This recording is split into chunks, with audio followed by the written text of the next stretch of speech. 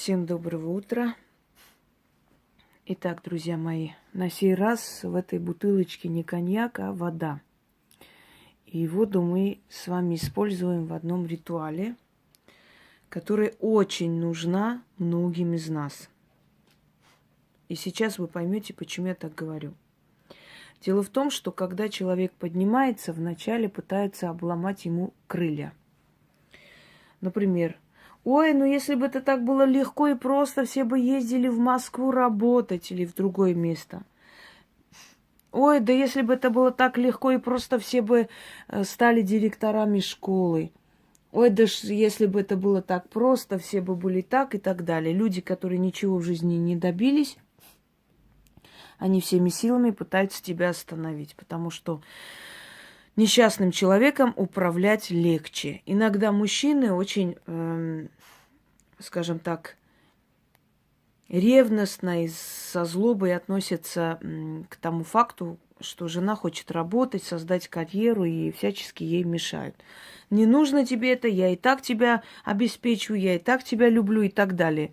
То есть, когда женщина всецело от них зависит, когда ей идти некуда, когда у нее нет лишнего рубля, чтобы себе трусы купить, тогда она полностью, собственно говоря, под властью мужа. Это прекрасно, и руководить таким человеком очень удобно. Но сильные люди, они вырываются вперед и поднимаются. И вот когда вы уже вырвались вперед и поднялись, как говорится, ладно уж, хрен с тобой, отбилась от рук, смогла все-таки подняться, чего-то добиться. Не смогли мы тебя остановить и тормознуть. Как говорится, от паршивой овцы, да, даже шерсти клок, и то хорошо. Ну ладно, раз уж ты поднялась, давай-ка нам помогай теперь.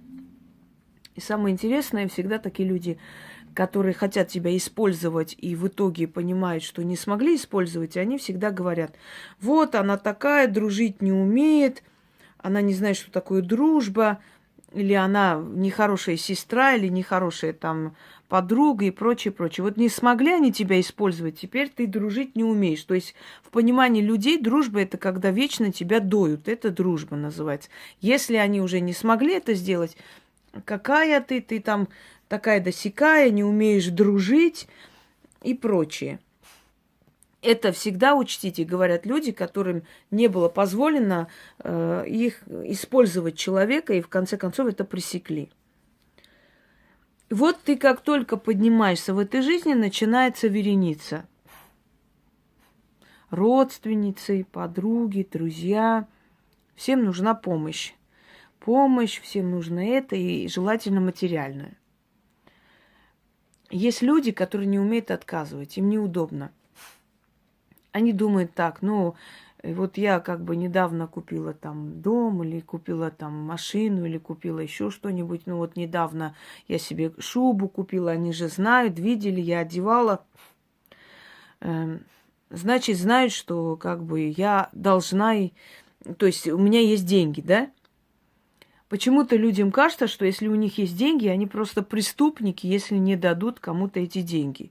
Понимаете, они не могут врать, неудобно сказать: у меня их нет, и поэтому вынужденно отдают и знают, что они назад это никогда не получат. То есть начинается вот родственники, начинаются друзья, подруги, всем нужно, помоги, подкинь, а потом уже начинается просто в наглую это все, чуть ли не требовать. Потом: ой, да ладно, там тоже мне залетела, разбогатела, уже за людей не считает, а мы-то думали, ты друг, и ни хрена ты дружить и не умеешь, и прочее, прочее. Это они не умеют дружить, потому что они с тобой рядом ради чего-то, понимаете? Но все это сваливают, переключают на тебя. Знаете, как, например, есть в психологии такой момент, переадресация называется, своих пороков на другого человека. Если ты алкашка, да, ты постоянно всех называешь алкашками. Вот она пьющая, она алкашка, потому что ты сама пьющая, поэтому тебе хочется все время, то есть от себя отвести. Это психологически, подсознательно происходит. Человек даже может не заметить, но свои, значит, грехи приписывает другому человеку. То же самое здесь. Если они только для этого, да, к тебе прилипают, то они пытаются переключить это все на тебя. Ты не умеешь дружить, ты вот плохая. Родственники, которым вечно нужна помощь, которые вечно бедные, несчастные, вечно не работают, у них не получается ничего. Помочь людям нужно. Нужно помочь близкому человеку, когда у близкого человека есть трудные моменты. Это совершенно другое, когда ты понимаешь, что действительно ты помогаешь, и потом взаимность будет, понимаете, будет отдача, и это будет цениться. Но когда люди, которые с тобой рядом только для того, чтобы ты помогала, а как только ты перестаешь это делать, ты не просто становишься плохой, а начинается выливание грязи, да, ушат грязи друг за другом, это совершенно другое. Это может касаться не только денег. Дай поносить шубу. Ой, можно я твое кольцо там мне вот на свадьбу надену?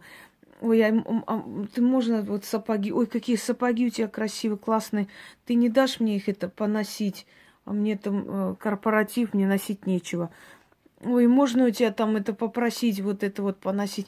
Ой, платье такое красивое. Можно, и причем без, знаете, скажем так, заберут и беспощадно просто вернуть тебе в пятнах, ободраны, или ой, сумку можно я, вот это, блин, мне негде вещи, сумку забрали, до свидания, книги взяли почитать, забудь, как их звали, все, они, то есть воспользовались моментом, что ты забыла, значит, не вернут и так далее.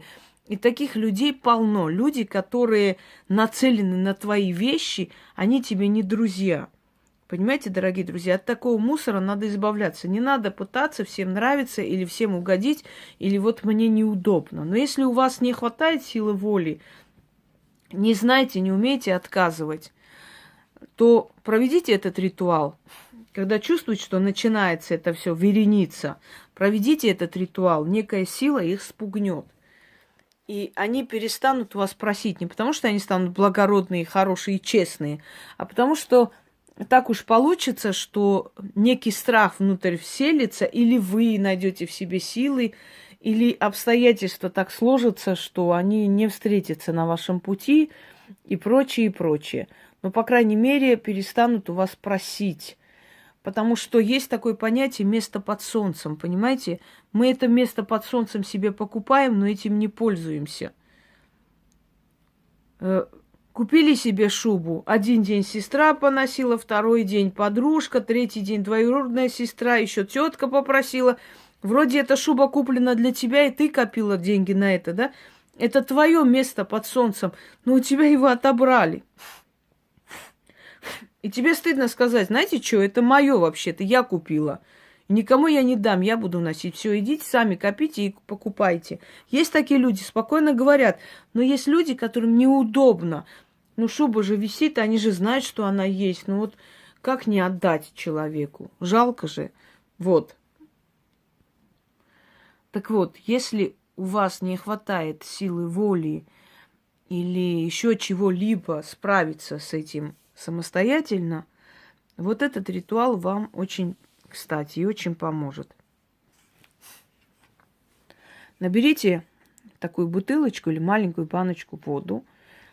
Я сейчас не буду как бы показывать, но объясню. Берете и так близко, практически касайтесь губами, чтобы ваш заговор шел в эту воду. Ставите обратно в открытом состоянии. Ждете, пока свеча догорит. Свеча догорает. Вместе с этой огаркой свечи выходите. Воду выливаете на землю. Это вот кидаете в сторону. Отворачиваетесь и уходите, ничего не говоря. Делайте как можно чаще, и в ближайшее время все эти просители от вас отстанут. Начнем. Река у моря воды не просит, ветер от скалы камней не уносит, и от меня никто в долг не просит. Мою от меня никуда никто не уносит. Как вода обратно в дом не возвращается, так и никто за за долгом ко мне не обращается. Как море небо не касается, так просителей поток прекращается. Воду на землю вылью, от просителей избавлюсь. Захочет кто в долг просить, пред ним сила встанет, до меня не допустит, и проситель от меня отстанет. Река у моря воды не просит, ветер от скалы камней не уносит, и от меня никто в долг не просит, мое от меня никто не уносит. Я просителям дорогу к себе закрываю, зла им не желаю, но видеть их больше не хочу и к себе не допускаю. Река у моря воды не просит, ветер от скалы камней не уносит, и от меня никто в долг не просит, мое от меня никто не уносит. Да будет так, заклинаю. Еще раз. Река у моря воды не просит, ветер от скалы камней не уносит, и от меня никто в долг не просит, мое от меня никто не уносит. Как вода обратно в дом не возвращается, так и никто за долгом ко мне не обращается. Как море небо не коснется, так просителей поток не касается, так просителей поток прекращается. Воду на землю вылью, от просителей избавлюсь. Захочет кто в долг просить, перед ним сила встанет, до меня не допустит, и проситель от меня отстанет. Река у моря воды не просит, ветер от скалы камней не уносит, и от меня никто в долг не просит. Мое от меня никто не уносит. Я просителям дорогу к себе закрываю, зла им не желаю, но видеть их больше не хочу и к себе не допускаю. Река у моря воды не просит, ветер от скалы камней не уносит, и от меня никто в долг не просит, мое от меня никто не уносит. Да будет так, заклинаю. Читать нужно 3 раза. Я прочитал 2 раза. Потом дождаться, пока, значит, догорит свеча, вот это закрыть, унести на улицу и вылить на землю. Емкость выкинуть. Постарайтесь, чтобы она была маленькая, чтобы не засорять окружающую среду. Ну, надо выкинуть. Отвернуться и уйти. И постепенно они от вас отстанут. То ли ваш характер ожесточится, то ли вы научитесь им ответ давать, то ли посылать научитесь, или у них там все так сложится, что они больше к вам не придут. Ну, как бы там ни было, именно так и случится, что они перестанут у вас просить что-либо, если вы не можете или вам неудобно отказывать. Всем удачи!